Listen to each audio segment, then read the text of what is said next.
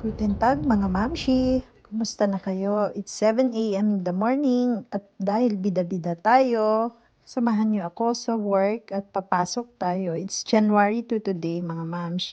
Nakakatamad sanang pumasok dahil sobrang lamig. Negative 2 today mga mamsh. Halos wala pang mga tao sa mga trains mga mamshi.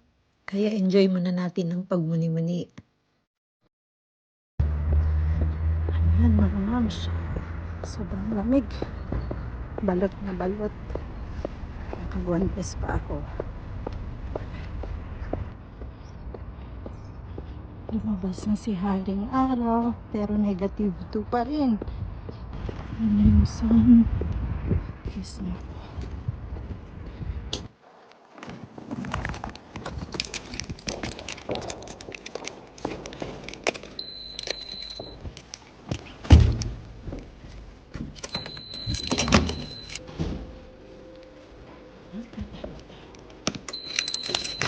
Good morning! It's our first day of work in 2026 mga mamshi. Bago tayo magsimula mga mams, of course, magkakape muna tayo for motivation na din, di ba?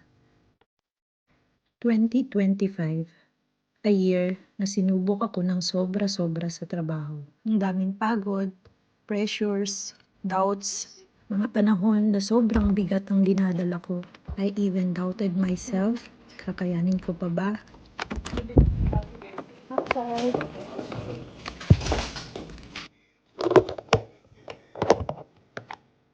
Kain muna tayo. I have salmon, red eggs, and garlic soup. Outside po. Going back to our story, mga mamshi, yung pagsubok pala na yun, it prepared me of something greater or something bigger sa aking trabaho. Hindi ako pinabayaan ng Diyos sa time na yun. Before Christmas, mga mamshi, I was promoted as team lead accounting. This promotion isn't just a title. It's a reminder of every prayer, every sacrifice, and every moment that I chase kahit sobrang hirap nga. Grabe Lord, sobrang salamat sa lakas, sa wisdom, and with your grace. At sa mga taong ginamit mo para makamit ko ito. Thank you Lord. Sobra-sobra. Most especially sa aking pamilya, sa mga taong nakapalibot sa akin na nagbibigay ng inspirasyon. And to myself, good job for not giving up.